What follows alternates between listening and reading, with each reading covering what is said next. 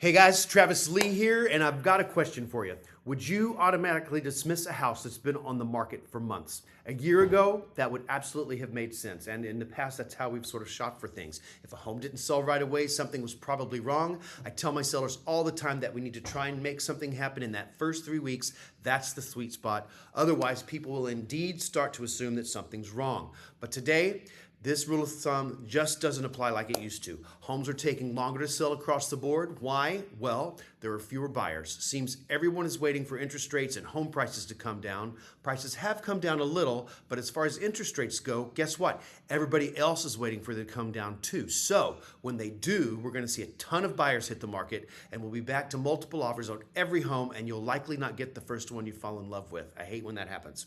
Right now, because there are fewer buyers, we have our choice of this huge number of available homes. They have more choices, so they have more to sift through, and that takes more time. On average, it's taking about 73, this number boggles my mind, days nationally to sell a home. We used to judge ourselves as agents by how quickly we could get something sold and keeping days on market low, low, low. Today, we're seeing much higher days on the market, and it's a real nail biter for both us agents and our sellers. My Chardonnay budget is off the charts, just trying to keep everybody calm and having the, well, it's price or patience conversation over and over again. So, a house sitting for a couple of months isn't necessarily a concern.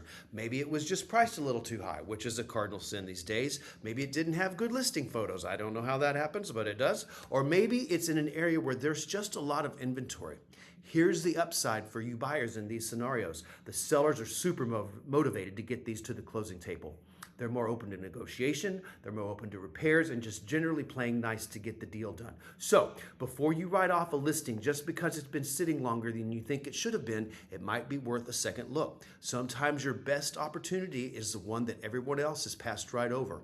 Call me when you need me. You know I'm always good for a lunch or a glass of wine, and I'll see you around.